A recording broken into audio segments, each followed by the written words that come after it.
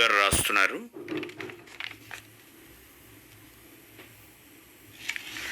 చాలా మంచి కార్యక్రమాలు ప్రసారం చేస్తున్నారండి. 1వ తేదీ రాఘవయ్య గారి గురించి చాలా చక్కటి మాటలు రాసిన వివరాలు అందించారంటున్నారు.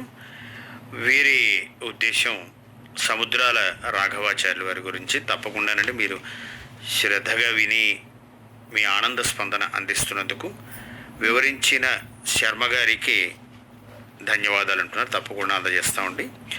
కిడ్నీల గురించి తీసుకోవాల్సిన జాగ్రత్తల గురించి డాక్టర్ భాస్కర్ గారు చెప్పిన విషయాలు చాలా బాగున్నాయి. 11:30 పాత పాటలు వినిపిస్తున్నారు. రమ్యంగా ఉన్నాయి, చాలా ఆనందం అండి అంటున్నారు తిరుపతి వీరభద్రరావు గారు. వీరు ఎక్కడి నుంచి రాస్తున్నారో కూడా మనకి చెప్తే బాగుండేది. తప్పకుండా మీరు ఆ వివరాలు కూడా రాయండి. మీరు ఏ ప్రాంతం నుంచి రాస్తున్నారు ఏమిటి అన్నది. ఈ లేఖ పూడిపెద్ది వెంకట సుబ్రహ్మణ్యం గారు రాస్తున్నారు. స్వచ్ఛమైన అభిప్రాయాలు వ్యక్తం చేసే మనస్సులాంటి తెల్లటి కాగితం మీద నీలి అక్షరాలతో కార్యక్రమాలన్నిటి మీద వారు రాసిన శ్రవ్య కార్యక్రమాల మీద అక్షర సమీక్ష అనొచ్చు. చీపురుపల్లి నుండి రాస్తున్నారు. ఆకాశవాణి లేఖావళి సంచాలకులకు ఈ కార్యక్రమాలన్నీ వింటున్నాం, చాలా బాగుంది. జూలై 15న ఉదయం 6:30 చింతనలో డాక్టర్ సూర్యారావు గారు చెప్పిన వ్యాఖ్యానం చాలా బాగుంది. ఎంతో ప్రత్యేకంగా చదువుతారు. అలాగే నేరేళ్ల వలస SYS గ్రామం రూపకం బాగుంది. పొలం పనులు ఇవన్నీ కూడా ఆకట్టుకుంటున్నాయి. పాత సినిమా పాటలు. మహిళావాణి కార్యక్రమంలో అనవసరమైన వ్యయాన్ని ఎలా అదుపు చేసుకోవాలన్న అంశం మీద మహిళామణుల ప్రసంగం ఎంతో సందేశాత్మకంగా సాగింది. భక్తిరంజన్లో భద్రాచల రామదాసు కీర్తనలు బాగున్నాయి. అలాగే చింతన అన్ని రోజులది బాగుంటోంది. తవిటయ్య గారు రామలింగ స్వామి గారు వినసొంపైన సుమధుర గానం చేశారు గయోపాఖ్యాన నాటకంలో. 18వ తేదీన నెల్సన్ మండేలా గురించి మంచి విశేషాలు చెప్పారు. సూర్య రాయాంధ్ర నిఘంటు రూపకర్త జయంతి రామయ్య పంతులు గారి గురించి విశేషాలు అందించారు. రచయిత్రి సుబ్బలక్ష్మి గారు 100 రూపాయల నాటికలు బాగా రాశారు. ఇలా ప్రతి అంశాన్ని వారు వినడమే కాకుండా పూడిపెద్ది వెంకట సుబ్రహ్మణ్యం గారు విశదంగా రాశారు. ధన్యవాదాలండి. తప్పకుండా ఎప్పుడూ మీ అభిప్రాయాలు ఆకాశవాణి ఆశిస్తూ ఉంటుంది. కార్యక్రమాల్లో శ్రావ్యత లక్ష, మీ అభిప్రాయాల ఆశీస్సులు శ్రీరామ రక్ష. ఈ ఉత్తరం కార్డులు స్టేషన్ డైరెక్టర్ గారికి సిబ్బందికి నమస్సులు అంటూ మొదలెట్టారు. ఇందులో దీపావళి లాగా ఉండాలి లేఖావళి అని ఆశిస్తున్నారు బాలయోగి గంగల కుర్రు. తప్పకుండానండి. వెదయల్లే కాంతితో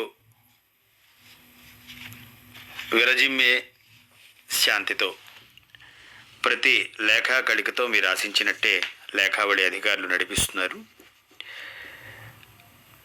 ఈ లేఖ ప్రతి బుధవారం ప్రసారమవుతున్న నిర్వాణ నవల గురించి చాలా అద్భుతంగా ఉంది. రచయిత డాక్టర్ బండి సత్యనారాయణ గారికి, నిర్వహిస్తున్న బేతా సూర్యప్రకాష్ గారికి, అలాగే దిలీప్ కుమార్ రెడ్డి గారికి కృతజ్ఞతలు. చింతన కార్యక్రమంలో గూటం స్వామి గారు చక్కటి వివరణ ఇస్తున్నారు. కోమల గారికి ధన్యవాదాలు. నిర్వాణ లాంటి కార్యక్రమాలు మనకి కావాలి, ప్రసారం చేయండి. ప్రతి బుధవారం చేస్తున్న చింతన దమ్మబదం మా జీవితం సన్మార్గంలో నడవడానికి తోడ్పడుతున్నాయి. దమపదం నిడివి పెంచాలి, విరామ సంగీతం లేకుండా ఉండాలి అని మా కోరిక. అన్ని కార్యక్రమాలు బాగుంటున్నాయి అని కాట్రేని కోన పల్లంకుర్రు శ్రోతలు వి గౌతమ్, వి స్వర్ణ, వి మంజు, వి ప్రసాదరావు, కె సిద్ధ కోరుతున్నారు. మీ అభిప్రాయ స్పందనకు ధన్యవాదాలండి.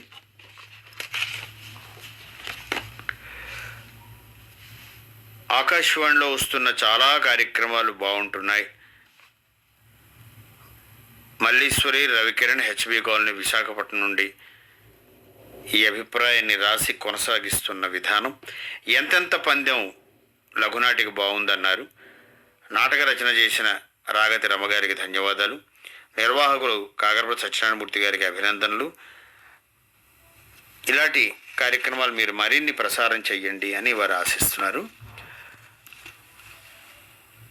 19వ తేదీన ప్రసారమైన మహిళావాణిలో డి శ్రీదేవి, టి స్వాతి గారుల సంభాషణ బాగుంది.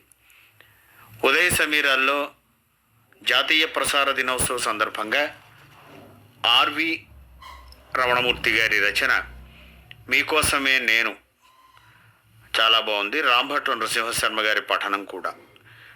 కర్ణాటక రాష్ట్రం చిన్న తిరుపతి నుండి శ్యామల, ప్రకాష్, అశ్విని, ఆనంద్, మన్విత్ తమ అభిప్రాయాన్ని వ్యక్తం చేశారు. కుమరాం గ్రామ శ్రోతలు ఎం శంకర్, భీమసింగి, చక్కెర గర్మారం వారు రాస్తున్నారు. నిర్వాణ చారిత్రక నవలా పఠనం ధారావాహిక తొలి సంచిక నుండి ఆసక్తికరంగా ఉంది. చిన్న చిన్న పదాలతో సరళమైన శైలిలో రచన సాగించిన బండి సత్యనారాయణ గారికి అభినందనలు, నమస్సులు. ఆకట్టుకునేలా భావయుక్తంగా పఠిస్తున్న బేతా రామసూర్యప్రకాశరావు గారికి, చక్కటి కూర్పును నరించిన తేతలి దిలీప్ కుమార్ రెడ్డి గారికి అభినందనలు. సత్యనారాయణ గారి కలం నుండి పూల